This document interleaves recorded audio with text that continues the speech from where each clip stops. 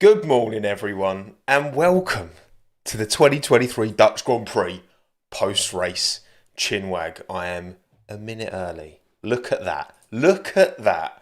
Roll intro, beautiful transition, 3D logo. Have a butch at that. Thank you all for coming. How are we doing, everyone?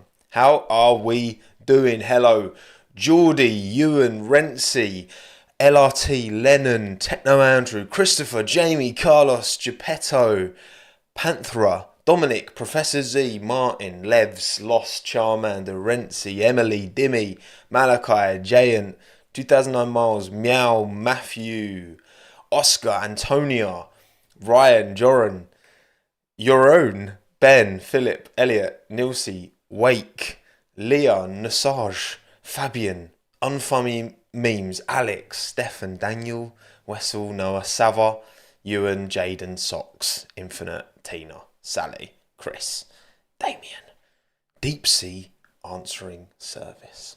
What a name. What a name. Thank you all for coming. Thank you all for joining me, whether you're watching this live on YouTube, whether you're watching this after the fact on YouTube. Started this quite early, 10 a.m. local time in the United Kingdom of Great England land. Audio only as well, if you're just listening through your ears. This will be available after the fact on Spotify and Apple Podcasts and all that. All right, if you want to listen to me waffle while you do dishes, which is when I typically listen to podcasts. But anyway, thank you all for coming. Let's talk about it then. A very, very busy Dutch Grand Prix. But typically, when it's a dead race, you get through things quite quickly. When it's a really busy race, you take ages for some reason. I get into waffle territory, but there's a lot to talk about, and I'm going to need your help, chat. I've rewatched the highlights twice, watched the whole race, rewatched the highlights twice, but I'm going to miss some stuff, of course, because I'm one man with one brain, and I can't remember everything that happened, and I'm sure you can't as well. But as a collective, we can. All right, we can all work together on this.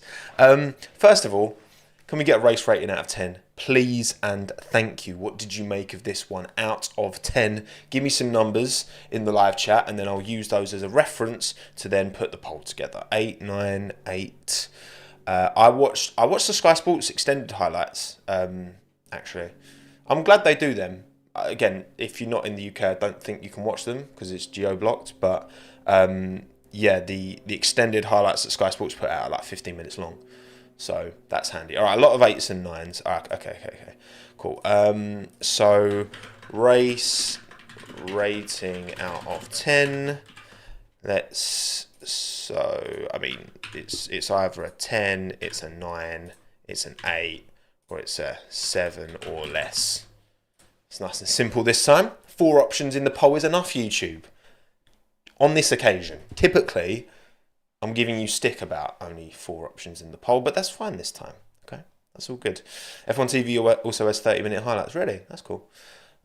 I do have F1. I've got like the cheapest version of F1 TV, because you can see all the, like, when I'm researching videos, sometimes it's really handy to be able to watch like full race replays of races from like the early 2000s or whatever.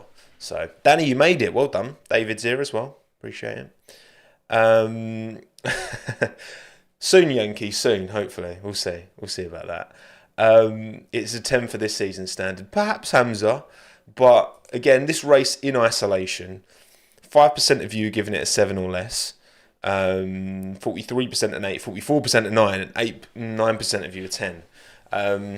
So you're pretty evenly split between 8 and 9, so that's probably working out about an 8.5 out of 10.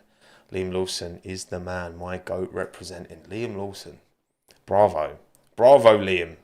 Did a fantastic job. I did also forget to put him in which I should have done really, because he would have been up there, I think, for banger drive. You know what I mean?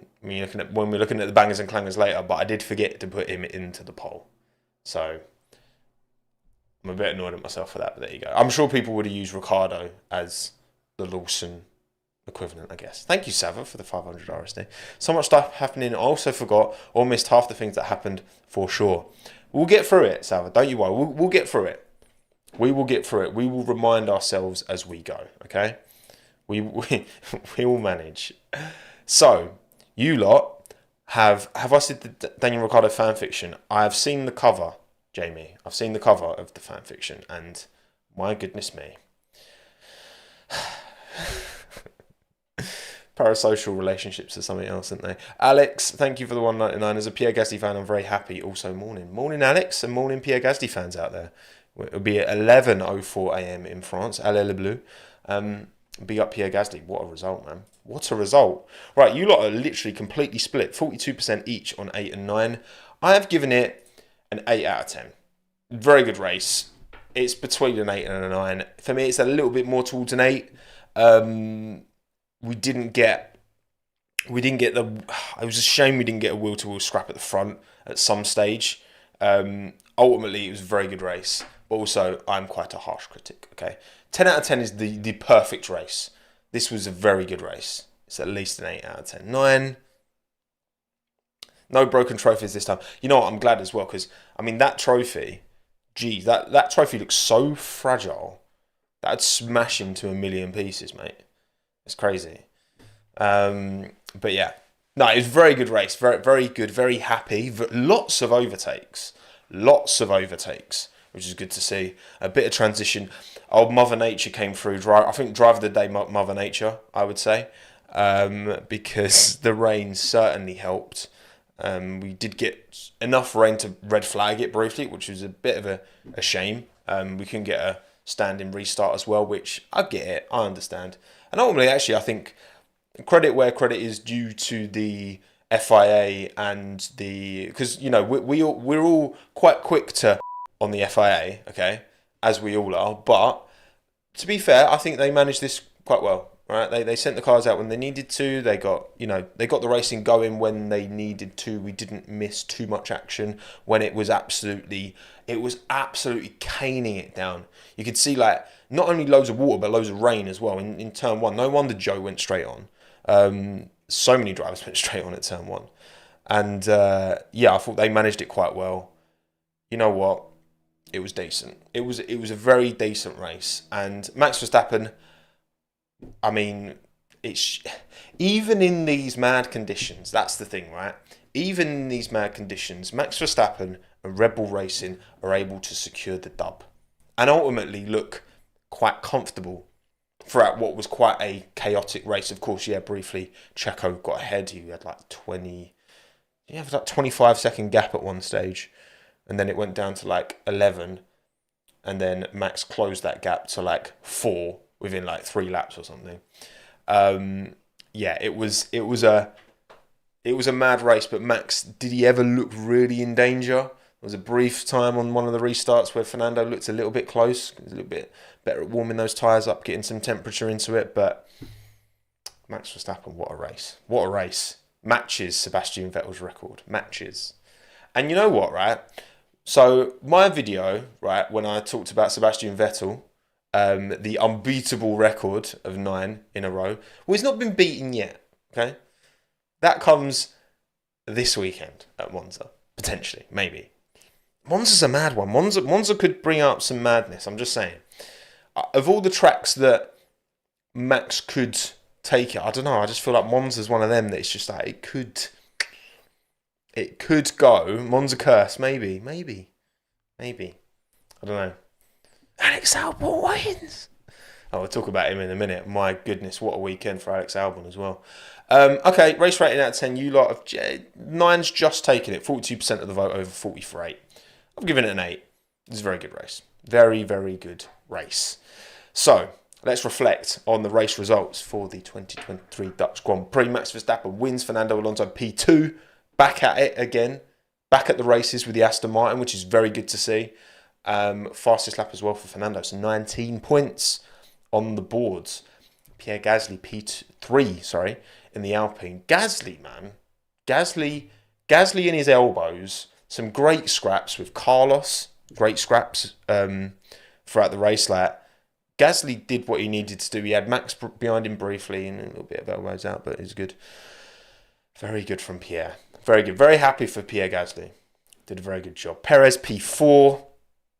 Speeding in the pit lane, got caught out in the wet, hit the wall, carried too much speed into the pit lane. Seemingly that was when it happened. And dropped down from P2 to P4. Oh, Checo, man. It just couldn't be simple, could it? Science P5, yeah, ultimately given Ferrari wasn't a particularly quick car, did well in the end. Hamilton recovers to P6, a great drive from Lewis, I think. I think a really good drive from Lewis. Given he was last at one stage and the team left him out on the slicks, he was stone dead last, comes through to P6. Really good drive from Lewis and could have got past Sainz if it wasn't for a lack of DRS, I think, because it was still too wet to have DRS. Norris, be frustrated considering where he started. There's a bit of, I don't know if you've seen all the team radio as well, Lando and McLaren being like, you should stay out on the slicks, and he's like, no, let's box, and Lando was right. That happened to a few drivers, actually. A few drivers were talking about, oh, we need to come in, and not happy with the calls that their teams were making. It's one of them, isn't it? It's always difficult in wet conditions. We talked about this in Sochi, you know, when Lando was on for the win.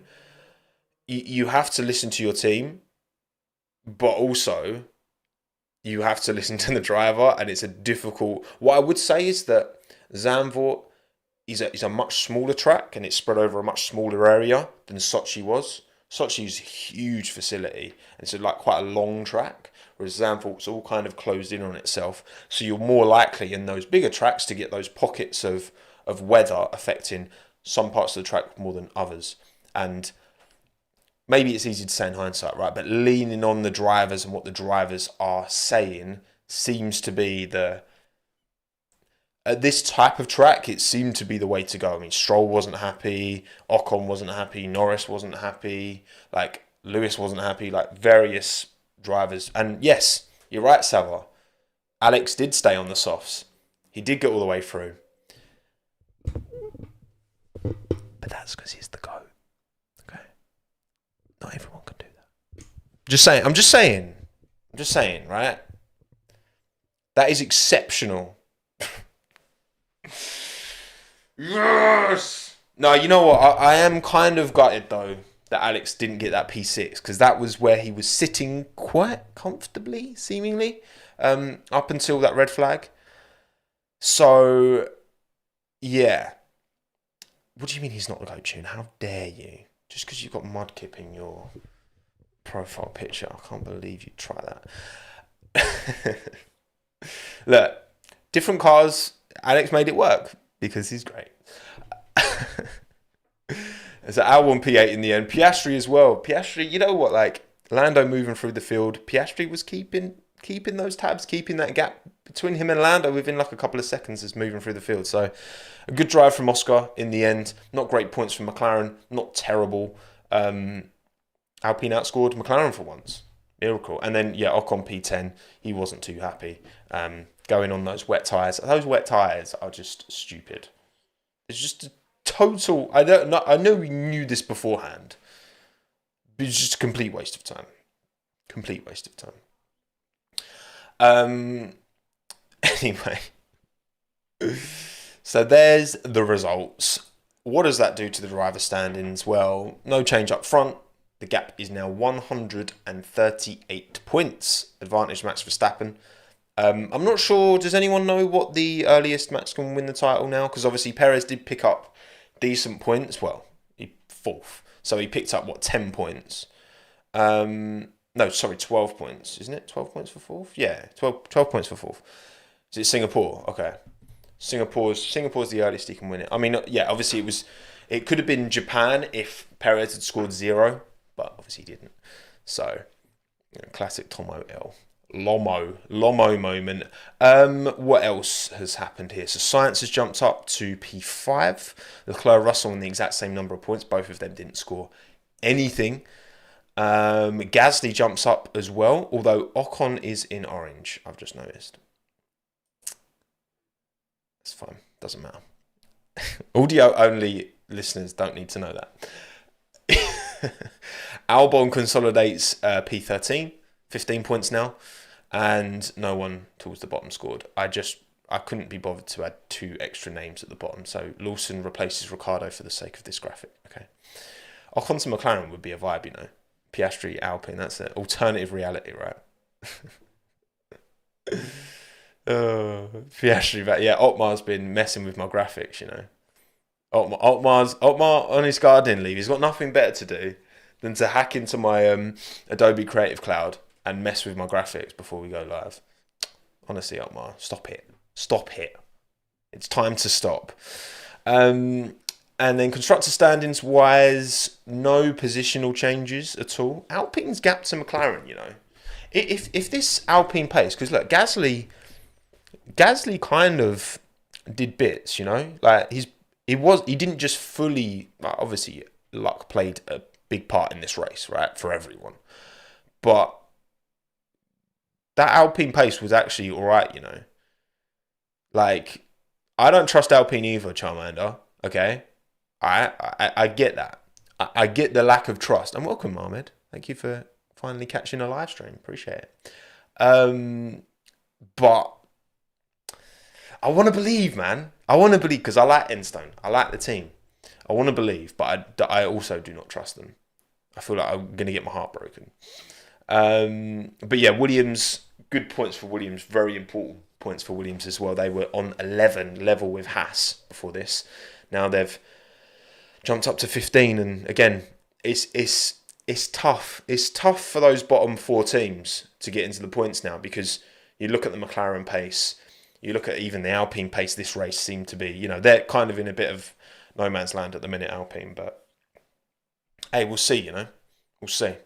Team Enstone equals slower Ferrari vibes. They're the French Ferrari, according to Luca Di Maio, which is bold. But there you go. Right, okay. Bangers and clangers. I put the poll out last night, so it will once again, which, you know, it's nice because I go live during, you know, my day, okay? So most of you're going to be like, I get a lot of Europeans here, okay? But the poll is all done by the Australians and the west coast of the US people, because I put it out at like 11:30 last night. So it's nice. Everyone's represented. I like that, all right? Bangers and clangers vote. But before we get to yours, most importantly, we've got to look at mine, because, you know, I'm the big deal here, right? Come on. Oh, God, imagine if I was that much of a wanker. Anyway, bangers and clangers. Mine are as follows. Pierre Gasly, banger drive. Charles Leclerc, clanger. Red Bull, banger. Ferrari, clanger. Ooh. What does 11:30 even mean? 11:30 means 11:30. 10:30 means 10:30. Just so you know. Yeah, look, Gasly, there was a lot of names. Obviously, Verstappen, Alonso, Albon, yeah, perhaps, maybe. But no, Pierre defended like a lion when he needed to, had the pace when he needed to, delivered the result that team so desperately needed. So, Pierre Gasly. For me, banger drive, simple. Charles Leclerc bins it in qualifying, damages his car by running, I believe it was onto the gravel, which damaged his floor, and he lost the front wing end plate. And falls back through the field, no pace, retires the car. Absolute shocker. And got overtaken by Liam Lawson, which, no disrespect to Liam, but it was his debut in the maddest conditions, by the way. Maddest conditions. Lawson robbed. Look, I forgot to put Lawson in the graphic. We'll wax lyrical about Liam, okay? We'll repay the favour to Liam when we talk about AlphaTauri, all right? Because Liam does deserve a lot of credit. Ferrari pit crew didn't show up. That is true. They came out with 0 tyres, hence why they're in Clanger team. I mean, not the only reason. They don't understand the performance of their car, which is a big problem. They were quick in Spa, didn't know why. They expected to be good around here, and they weren't, and they don't know why. Ferrari are just, I'm bored of them.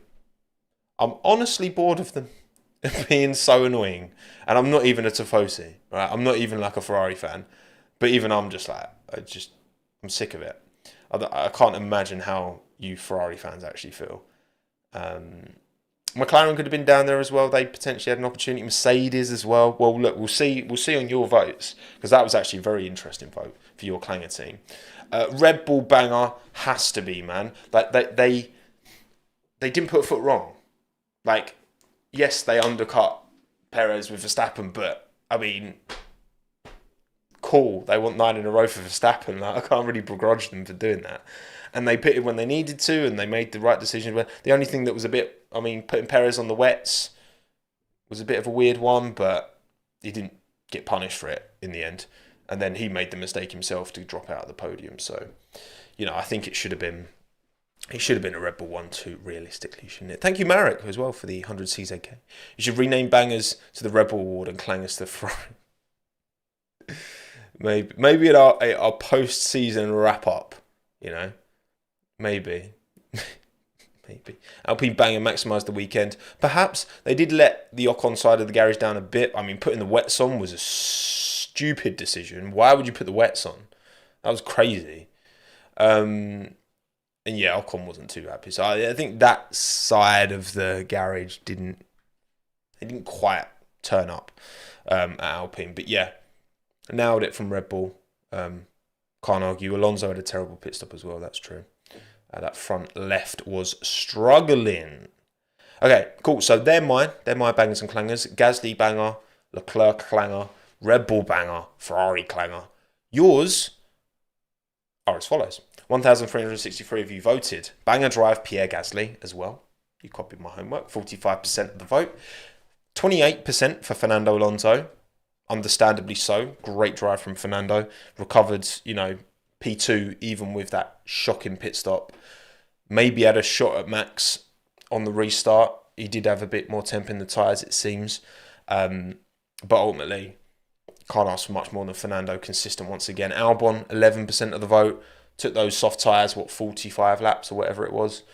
Great race. He didn't put a foot wrong. Tricky conditions in a Williams that, again, I mean, that is a bit of a concern for Williams. Like, hopefully they can understand why their car was quick around here, because they didn't expect it to be quick around here, but it was. I mean, even Sargent got to Q3 as well, so it wasn't just an isolated to one driver thing either. Verstappen 9%. I mean, can't really ask much more from Max, can you? Clanger drive, 31% of the vote. Charles Leclerc, winner as well. 21% Sargent. The one thing I will say in Logan's defence, I think he had brake-by-wire failure for his crash in the race. I'm not 100% sure, but I think he did. Whereas, you know, his crash in qualifying, that was his fault. He just went on the wet stuff. But it was a very similar accident, wasn't it, to his qualifying crash. I thought at a glimpse, I was like, he's crashed at the same corner, because it was a high-speed right-hander, but it wasn't the same corner. It was a very similar kind of corner profile. But yeah, I think it was, hydraulic, there we go. Yeah, hydraulic failure. I thought it was brake-by-wire, but no, it's hydraulic failure. There you go, see?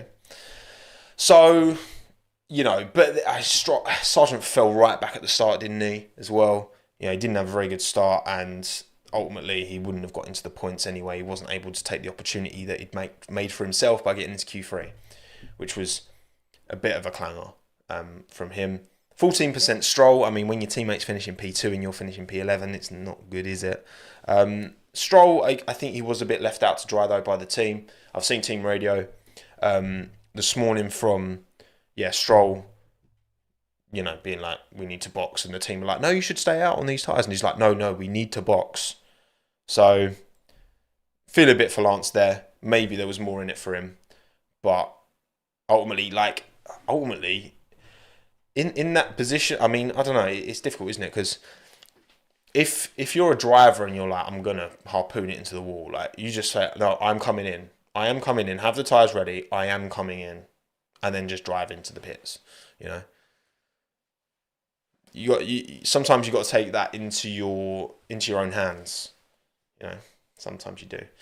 And then Russell, 12% of the vote. I mean, I think, like, George had, you know, he went onto the hard tyre, moving his way through. I mean, he was a bit unlucky. I wouldn't say that for a clanger. I think there's definitely worse drives than George. What a save as well, by the way. Whew, that save when he almost lost it. Oh my goodness. That was incredible. Mad drive. Russell was better than Hamilton this weekend. I mean, I don't know if I agree with that, Hamza. I mean, Hamilton had a pretty stellar drive, I think. Russell had a good drive as well. You know, I think they both had a good drive. I think just Mercedes let them down a bit, to be honest. Sainz's consistency beats Leclerc's 1 lap pace again. I mean, you're not necessarily wrong. You're not necessarily wrong there. Right, banger team, 44%. You've gone Red Bull, 28% Alpine, 18% Williams, and 7% Aston Martin. Not much to be said there. And Clanger team, there was 1 vote in it.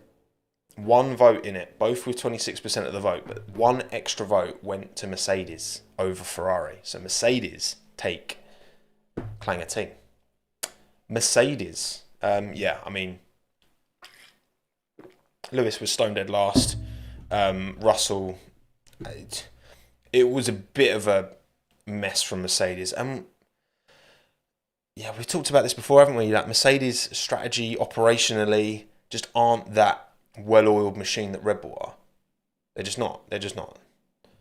But yeah, it was 1 vote that decided it in favour of Mercedes. So both 26%, them and Ferrari. 16% Alfa Romeo. I mean, Joe was running quite high up early on, but he was on the wrong tyre, it seemed. And 13% Haas. 13% Haas. 13% Haas. You're using Squarespace Love Your Channel. Is there a link I can use to support you or something? Well, as long as you use the code Tommo, Bosch. 10%. Lovely jubbly. Lovely jubbly. Right. That's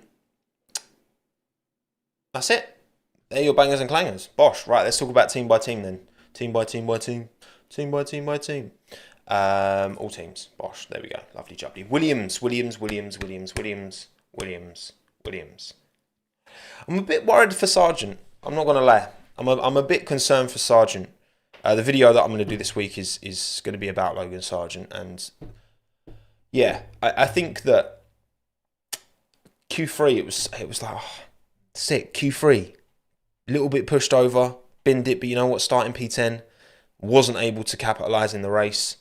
It was a very mixed up one. But I'm not sure, man. I think that the thing you got to remember is that Yuki had a really bad first season, but he was given the time because of his Honda connection, I think, first and foremost. And now he's come good. The thing is that what Williams can see the results that Alex is getting, you know? Alex has got 15 points. He's got the entire team's points. It's a whitewashing qualifying. Like, Alex is extracting from that car performance that Logan just isn't. So, I did see the Ryanair tweet. Yes, I did. Yeah, he needs to step this up because the thing is, a team like Williams, you know, like an Alpha Tauri, Toro Rosso, whatever, right? It's a totally different type of team to any other team, right? Because ultimately they are a Red Bull Junior team, feeder team, whatever. Whereas Williams, they are this standalone team. They're looking to recover, bounce back, and okay, you look, Williams aren't catching Alpine, okay? It's okay that Alex is just getting all the points for now. But, I mean, there was one point in this race when like Joe was running up in P2 and he could have delivered big points potentially. And then all of a sudden it's flipped. So, yeah, Logan needs a good Monza. I agree with it. I think that this thing, like a team like Williams, they just... I'm worried for him. I'm worried for him that he's not going to get given the time, especially when you consider that, you know, Vowles didn't sign Logan. You know, that was a Capito signing. So, yeah, hard to justify. Will they get Mick? I'm just not. The thing is that to replace Sargent with Mick, you know, Mick was like in his 2 seasons in F1, he was so unreliable. Like, I'm on it. Like, to be honest, he was. Like, he was good in Austria and Silverstone last year, and that was about it.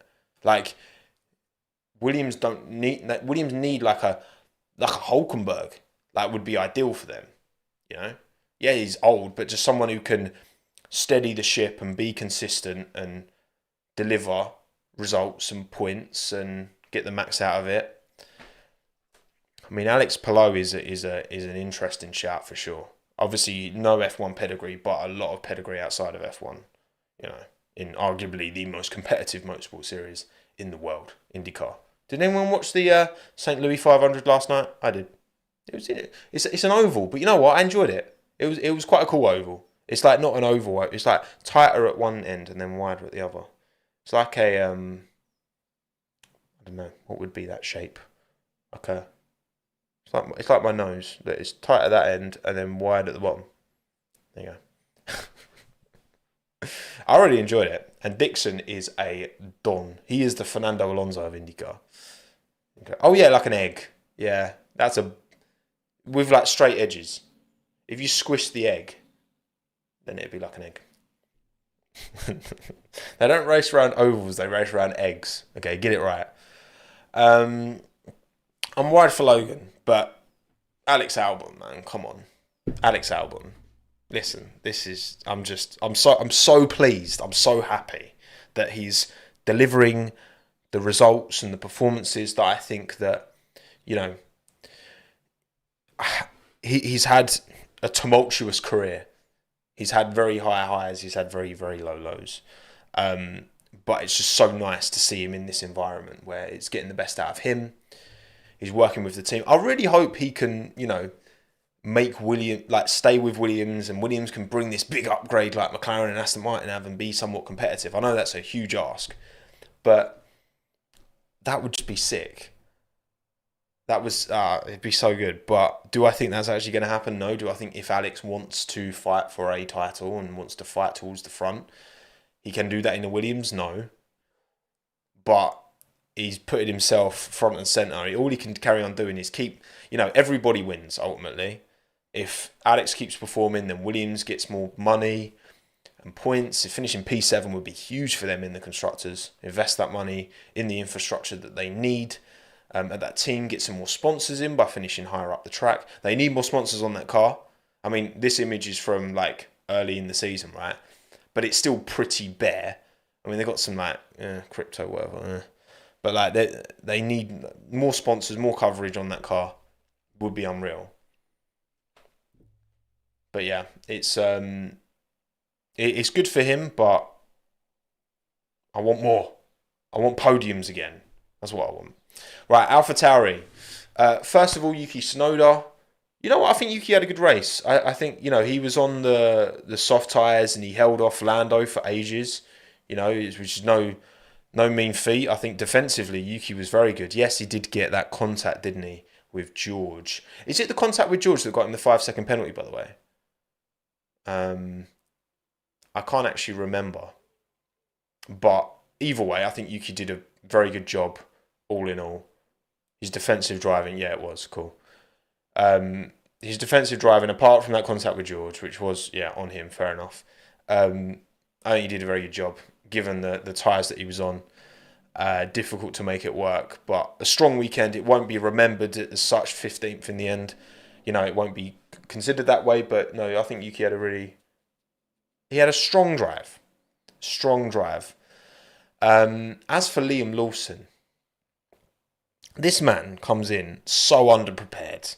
There's like red flags, there's rain delays, never been on the Inter when he went on it. Like, it's just to finish the race, and he had a half spin in qualifying, didn't he? Well, kind of a spin on the final corner, didn't he? But I think that's it, isn't it? Never been on the slick, sorry. Not on the Inter. He'd only been on the Inter, not been on the slick. David, I agree that they should have pitted Albon earlier, but there you go. I was losing my mind on the last lap stream.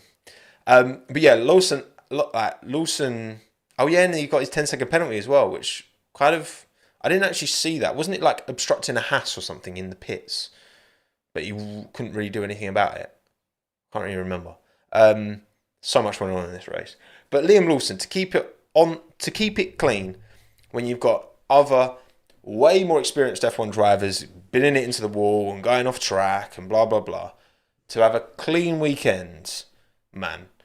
They didn't make it easy for him, but I tell you what, he did a fantastic job. Oh yeah, it was impeding, wasn't it? And look, we don't know how long Daniel's going to be out for. He's definitely going to be out for Monza. We know that. He's had his surgery. Singapore would be a big ask for him to get back into that car for Singapore, particularly if it was if it was Singapore this weekend and then Monza in 3 weeks. Like if they swap them two events around, you could see Daniel maybe doing Monza because it's not as intense a circuit physically as Singapore is. Singapore is the most physical, arguably, because of the humidity, because it's a street track and there's a lot of turns and there's a lot of G-force going through you.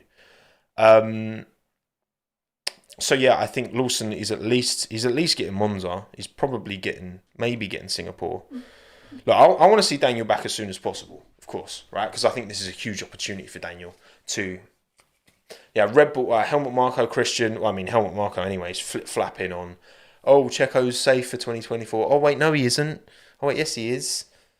Like I feel like Helmut knows what's up.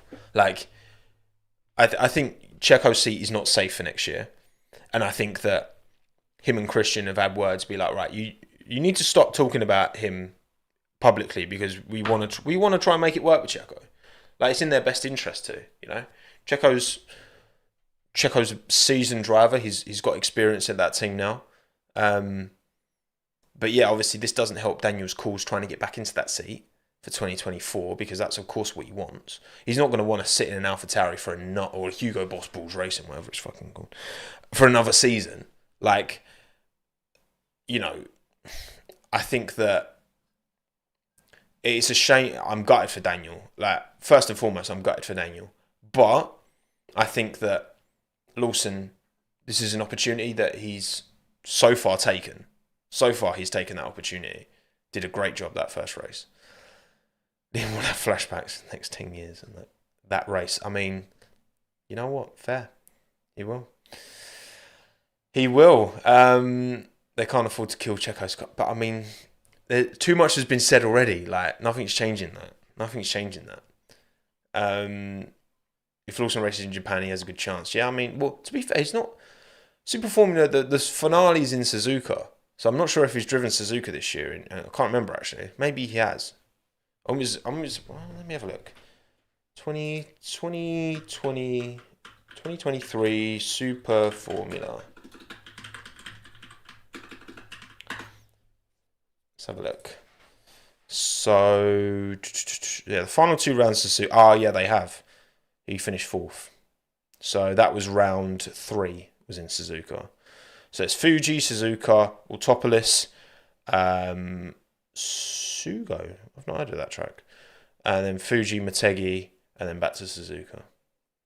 Yeah, round 3 was Suzuka. So he's got a bit of mileage around there. It's just mad, isn't it? There's 2 months, between Motegi and the finale at Suzuka. 2 months, over 2 months. Crazy. But yeah, well done, Liam Lawson. Opportunity, man. He's putting himself in. Because again, like, I don't know. I just think that if Lawson really showcases some top tier talent here, it gives Rebel a really difficult decision to make by the end of the season, doesn't it? Because if Lawson is showing like, I'm here, I'm about this, I can step up, I can do this, then what do? Do they get rid of Ricciardo and just have Tsunoda Lawson? Because what's the point of them keeping an aging Daniel Ricciardo in if they're not going to give him the Red Bull seat? Because you've got Checo. Unless you think Ricciardo is going to do about the same job as Checo, then what's the point in getting rid of Checo for Daniel? I don't know. They buy a third team. Yeah, maybe maybe. We'll see. Right, Alfa Romeo back again. Yeah, I mean, Shank obviously was looking good for Joe at one stage, but he fell back and... do I have anything else to say? Like, just disappointing again. Both out in Q1. All for Romeo. All for Romeo. Bottas continues to be there. Yeah. I don't know, man. I don't know. I mean, there's rumours at the minute that Josie is in danger, which, I mean, is... whatever. Haas. Magnussen was running well at one stage. He was like 7th. And then he fell back because there's no race pace in that car. There's no race pace at the Ferrari. And they share so much architecture-wise. So, fair enough.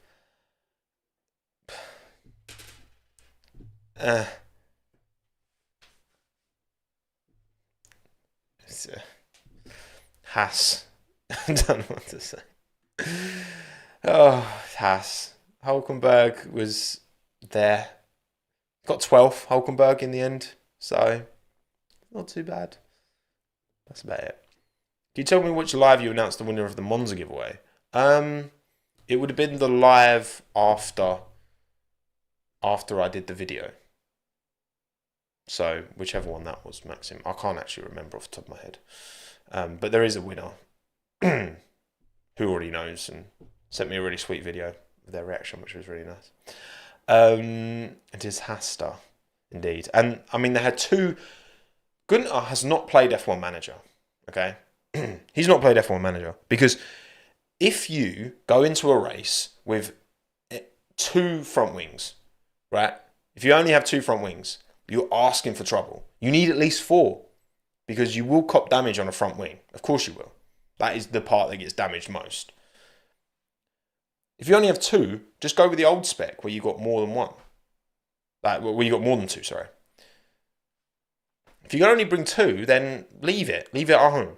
And bring the old spec. You know? Silly. Silliness. My throat. Ugh. McLaren.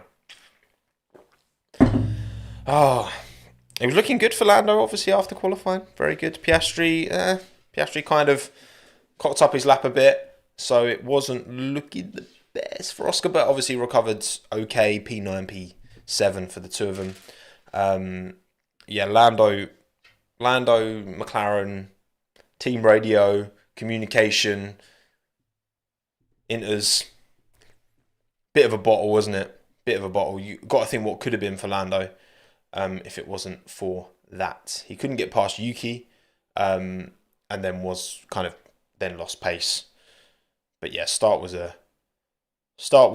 messy, and McLaren again in these kind of, you know, Red Bull just make it look so simple because they just get these calls right, and very rarely is there this breakdown in communication. Yes, I know Max and GP have a little bicker every now and then, but they more than often not get it right. They set the standard.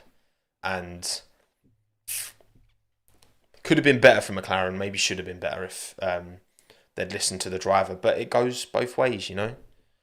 Like, the team should have lent on it more in Russia. Like, the team should have led him more in Sochi. In this instance... Yeah, they probably should have listened to Lando, shouldn't they? Probably should have listened to Lando. But I know a lot of you McLaren fans, I can see you in the chat, are not too happy. I get it. I understand it, okay? I understand it. But ultimately, look, again, I think that relative gap between Piastri and Norris, at least in the race pace-wise, Piastri was keeping tabs. Was keeping tabs for sure. So... it's good from McLaren's point of view. But yeah, Alpine, good points for them this weekend. I mean, McLaren, it's a tall order for them to catch anyone in the Constructors. If we briefly have a look back at the Constructors, they are 90 points behind Ferrari. 90 points. And we've only got, 9 races to go. So that seems a little bit of a stretch, okay, to me. But there you go. Right, cool. Alpine, great day. Great day. Fantastic day for Alpine. Look, I think Gasly's had a difficult season up to this point, and he's felt quite unlucky. Obviously, he got his P3 in the sprint, and now he's delivered P3 in the main race, the feature race, as F2 would say. Got to be happy with that, man. This team's been through the mill recently. The car looked good around here. I mean, it's looked good. Certain tracks, it's looked good. Again, I mean, they're good in a straight line, Alpine. So Williams, and they were both good around here, which is not really a straight line. You know, it's a downforce-centric track. So, I don't know. I can't work it out with Alpine. They're just so inconsistent. They're just... You can have no faith because you know they're going to let you down. But Gasly delivered. Ocon could have been better. Could have been in a better place if they hadn't put the... Can't believe they put the wet tyres on Ocon, man. That is a crazy decision because that tyre clearly has no performance. Like, you can't... Foolishness. Big bottle on Ocon's front. But P3 Gasly, great drive. Great defensive driving as well. Both times Alonso finished P2, there's an Alpine behind him. There you go. Bringing up the rear. Now, I'm happy for him. Because it's been a bit messy recently. I'm happy for them. Can't quite say the same for Ferrari. I'm not happy for them because there's nothing to be happy about. I mean, Sainz P5, he ended up being quite happy with that in the end, which speaks volumes that, you know, you're happy with P5 finishing behind an Alpine. But, man, Ferrari. Can we skip Ferrari? I mean, do I have much more to say about Ferrari? Just, again, blunders. Again, yes, it's Ferrari, so we pay more attention to the blunders. And, you know, Mercedes made their fair share. You know, a lot of teams made their fair share of blunders. But Ferrari, man. And a bad weekend for Leclerc. You know, crashing in qualifying, pushing too hard, copping damage, self-inflicted going on the gravel in the race, damaging his car, falling back through, retiring in the end. It wasn't Ferrari's fault, by the way. The driver doesn't just drive in without saying, "Oh, I'm coming in now." Like, you know the rain's coming. Maybe I'm just naive, right? But you know the rain's coming, so at least have the tyres like prepared and ready. Like, surely. I mean, other teams did. I don't know. But either way, yeah, stinky for Ferrari. I got no more to say. Got nothing more to say.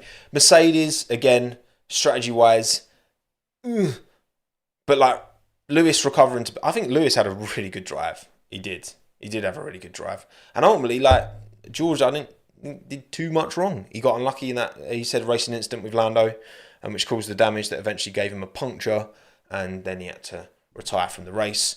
It was looking like a pretty decent recovery drive. But yeah, Mercedes didn't seem to really hold up their end of the bargain. So Lewis still hasn't signed the contract. I don't know. Look, I still think Mercedes are best placed. I just think that, I don't know, man. I think maybe some changes are needed from that point of view, because Mercedes strategies let them down for the longest time now.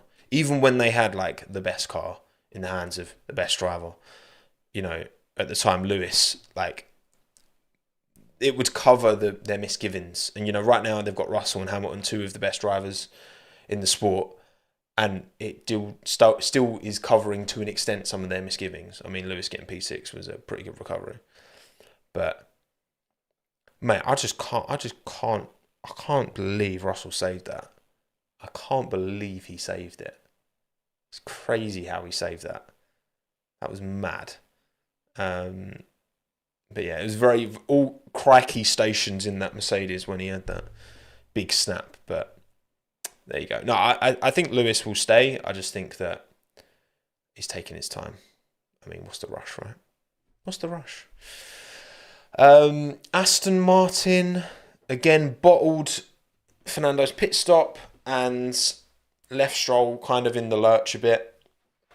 I think that ultimately it's good to see their pace back up there, though.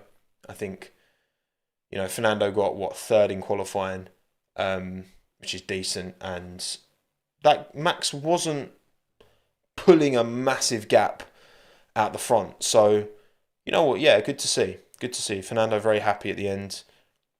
Been a while off the podium, but, well, relatively speaking anyway.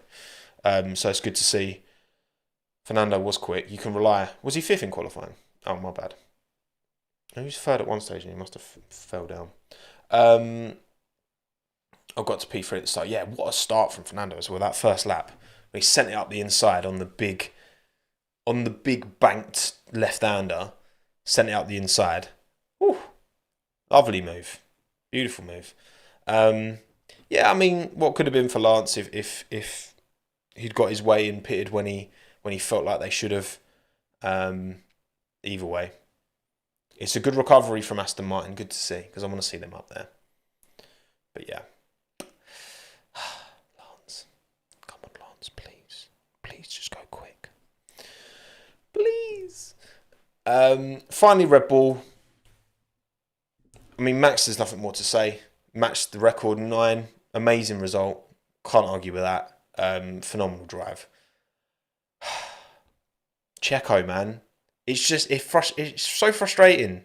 Like, he goes in too hot into the pits, hits the wall, cops the 5-second penalty, which drops him from P2 to P4. Even, like, the strategy worked for him. Red Bull pitted him at the right time and he was leading the race comfortably. And Max just ate into that gap, and then Max got the undercut, came out ahead of him. The gap was pretty stable, and then... It's a good point, Matthew, actually. So, right. I'm going to poll you lot, actually. Did Max deserve a penalty for forcing Gasly off? So, that was at the banked left-hander. And Gasly had defended, and they almost had contact on the exit of turn 1. Almost, very, very close to contact. And then into the banked left-hander, Max sent it up the inside, and, what do we think? Did Max deserve a penalty for forcing Gasly off? Gasly wasn't too fussed about it. It's one of them, isn't it? Obviously, if on the outside of that turn there is like grass or gravel or whatever, then the outcome for Gasly is different. But also, if there is grass or gravel on the outside of that turn, Max probably doesn't send it quite as much as he does and push Gasly kind of off the track like he does, because he knows there's runoff there and Gasly can still carry on going in that. Max went deep, but Gasly didn't seem bothered. It's rough but good racing. Was in the wet, they both understood. Just an incident. Maybe black and white like Yuki got. It was a bit naughty. It was definitely a bit naughty. I thought that at the time. I was like, Max, that's a little bit naughty. Penalty for Ocon. Gasly wasn't. No. Max was attacking Gasly, but I'm just saying that, Max did run Gasly off the road. That is a fact, right? It's whether, because there's advertising, tarmac runoff, and Gasly could carry on, and there wasn't like an issue. There wasn't a.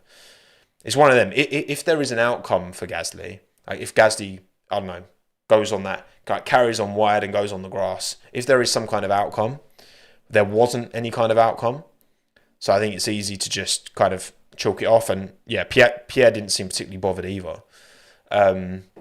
But it was a bit naughty from Max. I thought that a bit naughty, but penalty deserving. I would probably say no. I'd agree that no. But maybe I could have definitely seen a black and white being flagged for that. But shouldn't penalty be given regardless of the outcome? Well, that is a theory, isn't it? That we all try and stand by to try and keep things consistent. But ultimately, outcome does matter. Like, outcome for sure plays into our decision making and how we perceive certain things. And also, like, should Pierre say he was fine with it? Should that matter? Well, if you're looking at something objectively, it doesn't really matter the intent or the opinions of the drivers. So it's a tricky one. You lot are quite split, but most of you, 60% no, 40% yes. I think a penalty would have been a lot. If there was outcome, I could have seen it, but there wasn't any outcome. So there you go. But yeah, great drive from Max. Checo, good recovery. I just can't believe he still didn't get on the podium, man. Like, come on, Checo, man, please. Please, I beg you. Because actually those gaps at the end, I mean, Gasly kept within like 2 seconds of Checo, didn't he? Even though Checo was reeling in Fernando as well. So that's why I was like really impressed with Gasly's pace. In those kind of conditions, they were quick. But there you go. Right. I think we're done. I think we're about done, everyone.